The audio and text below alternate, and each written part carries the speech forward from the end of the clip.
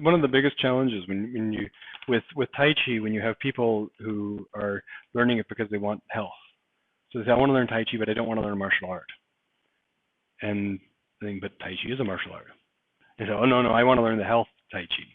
I say, well, Tai Chi is a health exercise. And it's very difficult for people to reconcile the idea of a martial art because their idea of a martial art is somehow that it's the practice of violence. When in fact, that's like saying that being a doctor is the practice of illness. If you want to be a doctor, you must like being around sick people. Yeah. No, I like people to be healthy. That's why I'm a doctor. Right? You don't become a martial artist because you want to hurt people. You become a martial artist because you don't like violence. And most people who get into martial arts got into martial arts because either they need to feel more comfortable in the world. So by training in a martial art, you're learning how to find mental and emotional balance internally, inner peace, and learning how to expand that to your environment so that everything around you is balanced and harmonious as well. And there are different approaches to martial arts, just as there are different approaches to balance and harmony. There's the passive-aggressive approach, there's the codependent approach, and there's the aggressively passive approach. And that's where we're at, basically. We're aggressively passive. What part of relax don't you understand? We want to be able to align and relax, and when we learn not to fight ourselves, get rid of any kind of internal conflict, and get rid of meaning learn how to seek balance in the face of continuous internal conflict, because balance is a verb, and then you learn how to maintain that balance when somebody else is trying to upset it. Violence is what happens when you don't do martial arts. Violence is what happens when you don't do anything to respond to the inherent nature of violence in the world. Right? If you're not aware of what's going on, you run the risk of being the victim of violence. If you are, it's like countries that don't pay attention to international affairs run the risk of not being countries anymore. And when soldiers go to war, it's a sign that the rest of the political system has failed.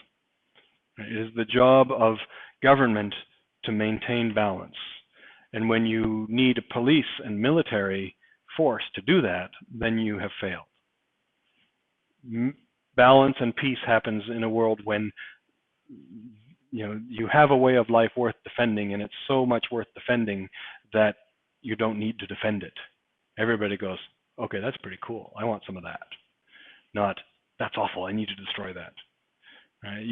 People spend all the money and energy trying to make themselves tougher and bigger and stronger, and they walk down the street and they wonder why they're getting in fights all the time.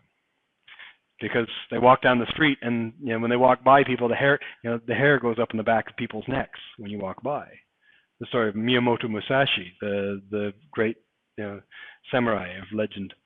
The story of him going to see Taekwondo, and as he walks to the temple, and he walks to see Taekwondo, he's got this letter of introduction to go see the great Zen master Taekwondo, he wrote a number of letters to samurai advising them on how to be better swordsmen through Zen, and how to be better at Zen through sword. Anyway, so Musashi is walking up, and there's this old man in the garden, raking the garden, and as Musashi walks by, he's doing this samurai walk, and he walks by, and the hair goes up in the back of his neck, and he gets this ominous feeling coming from that old man over there. So he puts his hand on his sword, and he's ready to move. He's ready to spring into action. He doesn't know why, but this old man is very threatening. And he walks into the temple, and he says, I have a letter of introduction to see Taekwondo. And they said, oh, he's out raking the garden. And Musashi talked to him afterwards. He says, I had this feeling like you were going to attack me. And Taekwondo said, self-defense. And Musashi, most of his life, was a vicious man. He win at all costs, and if he saw a threat, he would destroy it. And he was brilliant at doing that. And it wasn't until he got older that he actually learned the higher levels of martial art, and he did not teach his students to do that. But my friend was the same way. He used to walk down the street, and He's a peaceful, non-violent guy, but he had this attitude, this aura about him that just intimidated the heck out of people. And because he wasn't too big, because he looked like he was an easy target, and he was like a, it'd be an exaggeration to say like a barking chihuahua, but no, it wasn't, that was the kind of energy he had. He walked down the street and people go, is he going to attack me? Right? And they turn around and they'd square off. But then he reached a point in his training when he would just walk down the street and nobody would notice him. And if he squared off with you, and to this day, you square off with him, you guys know who I'm talking about, right? But you square off with him like this, and he'd just stand there like that. And they go, and he'd say, attack me. And he'd go, no, I can't. And I'd see. Yeah. So, that is what martial arts are about. You learn how to defend yourself, but you learn how to do it sooner and sooner. So if you throw a punch slowly here, I can defend it by doing this. I can defend myself by, moving as it hits me. He throws the punch. Any level of skill lower than that, I'm on the ground. So the no skill means he throws a punch at me, I get hit, I fall down, I wake up and go, what happened? Right? Next level of skill, he throws a punch, I go, up, I wake up, and I say, he hit me. Next level of skill, I do this. I actually try to do something. He throws the punch, and I go, like this. He still hits me. I still wake up later and go, I tried. Right? Next level of skill, he throws a punch, I go like this. I try to engage him, but not be there. Right? So he throws the punch, I go like this. Right? Next level of skill, he throws a punch, I go like that. Aha! Right? So he throws the punch, and I go like this. So, okay, but I deal with, let's use Ron for a second. I don't want to scare the chiropractor. This man fixes me when I'm broken. So the next level of skill, you throw the punch, and I go like this, and I go, aha, I defended myself. But then, something changes. So he throws the punch, and I go, aha, and he changes, and I change again. And then he changes again, and I change again. I'm still defending myself, right? But I'm losing, of course. Right? So the next level of skill is, ha-ha, I defend and I counter. So he punches, and I go, ha, but then he does the same thing. So now it becomes like a 1970s Hong Kong kung fu movie.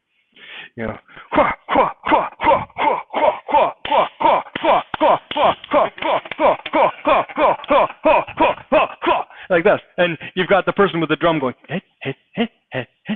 29 frames a second. And cue the old woman throwing the steak up against a wall. And so that's what people think is martial arts. I think, there, I'm doing kung fu. No, you're not really a martial artist yet, because you're just learning how to dance. Right? And eventually, somebody's going to start changing the rhythm on you, and you're going to start getting whacked in the head. So the next level of skill is he throws a punch, boom, and I respond like that by intercepting his intent, engaging it, and engaging his center. Right. Don't know how I did that, by the way. Yes, it was natural. But there's the ball. You didn't see it. You didn't know it was coming, right? But it's just natural. It's just training. So there. So now he throws the punch, and I don't block anymore, because blocking is a real waste of time. Blocking is saying, it didn't work. Try something else. Okay? Whereas he throws the punch, and you go here, and you go, try that again. Want to punch again? See what happens. Right? Or you throw the punch, boom, and I just engage his center. So now he throws the punch, and I'm not concerned with it. Instead of preoccupying myself with the thing that is attacking, right, which is conflict. This is war. Right? When he attacks, and I see the attack coming, and I defend myself against the attack, that means I'm focusing on his strength, and the more I focus on it, the more I look for the threat, the more I will find it. So as he throws the punch, I'm focusing on his attacks, and then countering his attacks. I'm focusing on his attacks. What's a better strategy is if he throws a punch, and I look for the part of him that is not attacking. So he throws a punch. Look, he's not attacking over here. I'm perfectly fine. He takes a swing at my head. Oh, look, there's no swinging over here. Like that.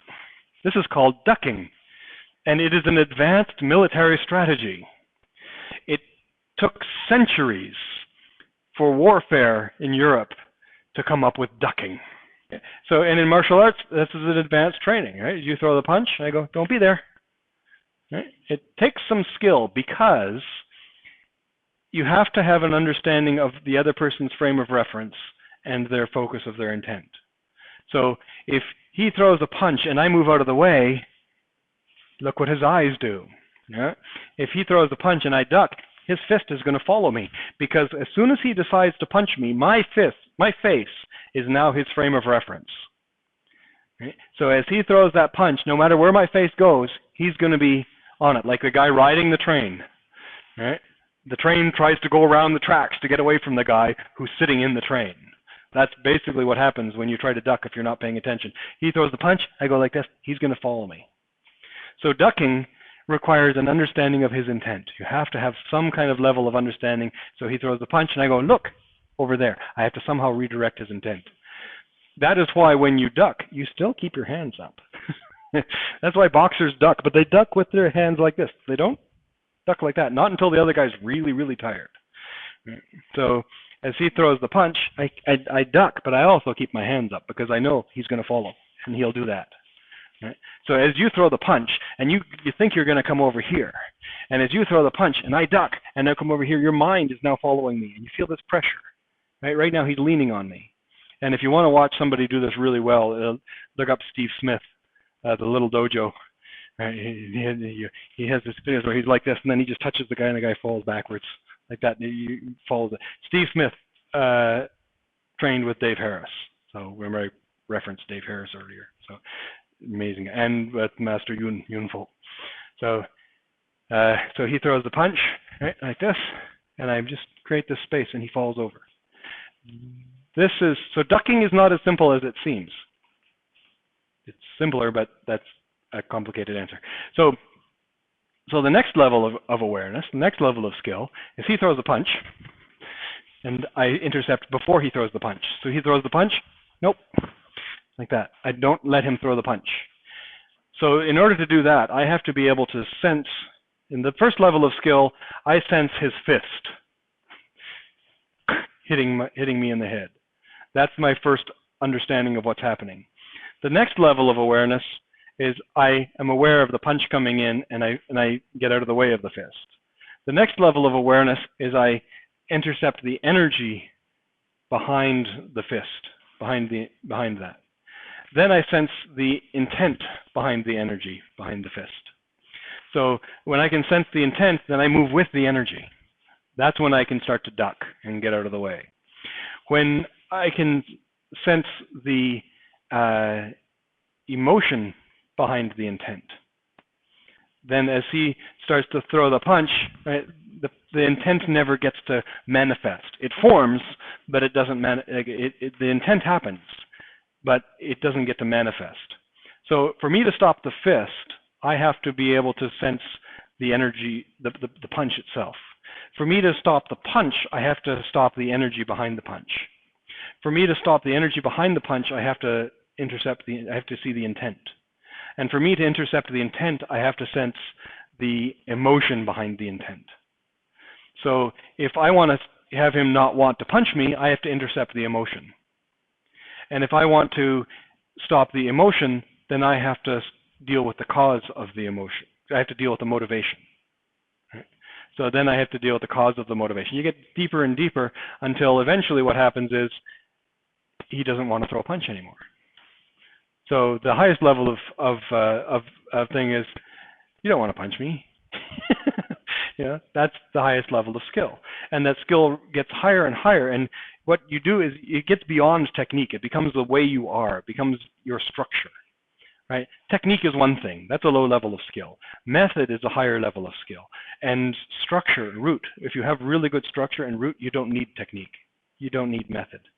You just are the way you are. And the world becomes a better place because of the way you are. And this is where martial arts and meditation and Qigong get to the same point, where you refine yourself. You balance yourself. You become in harmony. You are in harmony with the universe, And if somebody tries to break that harmony, they defeat themselves because they're fighting themselves. They're defeating the nature of their own, they're defeating themselves by the nature of their attack. So when a military goes to war, it means somebody was not paying attention soon enough.